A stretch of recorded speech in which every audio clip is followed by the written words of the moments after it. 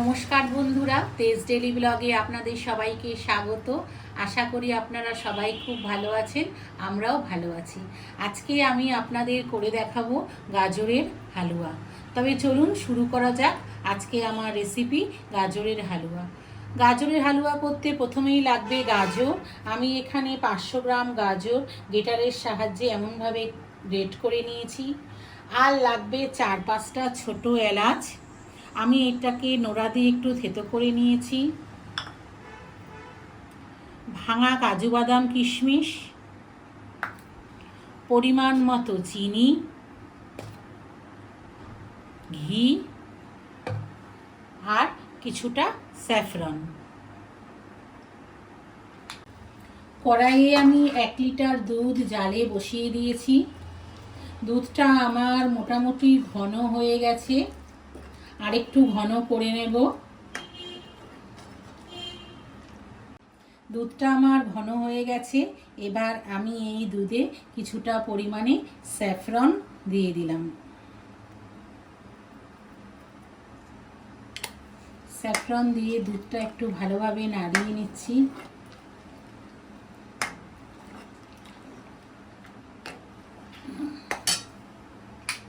এবার এর মধ্যে আমি গ্রেট করা গাজরগুলি দিয়ে দিচ্ছি। এই সময় আপনারা গ্যাসের ফ্লেমটা একদমই লোয়ে রাখবেন, নইলে তলা ধরে যাওয়ার সম্ভাবনা থাকে। গাজরটা আমি ভালোভাবে দুধের সাথে মিশিয়ে নিচ্ছি।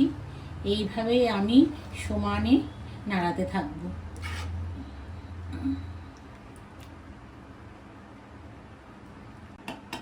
পনেরো মিনিট ধরে আমি দুধ আর গাজর আমি নাড়াতে থাকবো।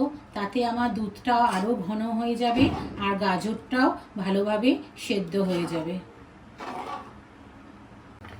15 মিনিট পর ফিরে আসলাম। দুধও আমার ঘন হয়ে গেছে আর গাজরও একদম সেদ্ধ হয়ে গেছে।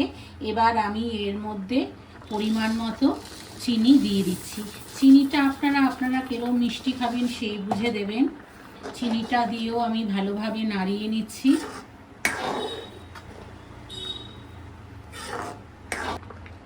গাজরের হালুয়া মোটামুটি আমার রেডি হয়ে গেছে।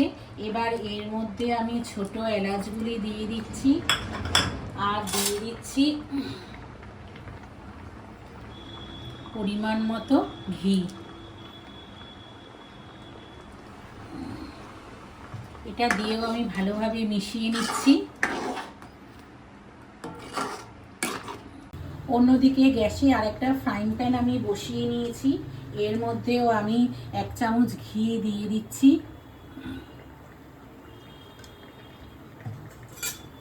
ঘিটা দিয়ে একটু নাড়িয়ে নিলাম। এবার এর মধ্যে ড্রাই ফ্রুটসগুলি দিয়ে দিচ্ছি। ড্রাই ফ্রুটসগুলি একটু ঘিয়ে ভেজে নেব, যাতে কাঁচা গন্ধটা চলে যায়।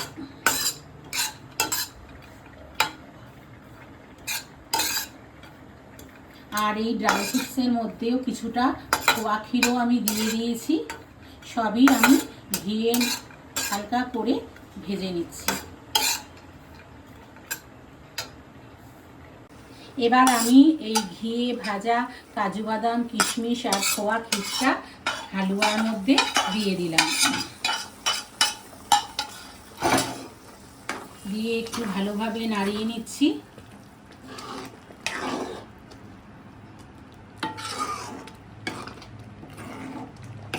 আপনারা চাইলে এর মধ্যে পেস্তা আমন্ডও দিতে পারেন। আমার আজকে আর ঘরে নেই, এই জন্য আর দিলাম না। শুধু কাজু বাদাম কিশমিশ আর খোয়া ক্ষীরে মিশিয়ে নিলাম। আজকে আমার রেসিপি গাজরের হালুয়া একদমই রেডি হয়ে গেছে। দেখতে তো খুবই সুন্দরই হয়েছে, আশা করি খেতেও ভালো লাগবে। আজকে আমার রেসিপি গাজরের হালুয়াটা যদি আপনাদের ভালো লেগে থাকে তাহলে চ্যানেলটাকে please like share and subscribe করে দেবেন। সবাই ভালো থাকবেন, সুস্থ থাকবেন। দেখা হচ্ছে অন্য কোনো ভিডিওতে।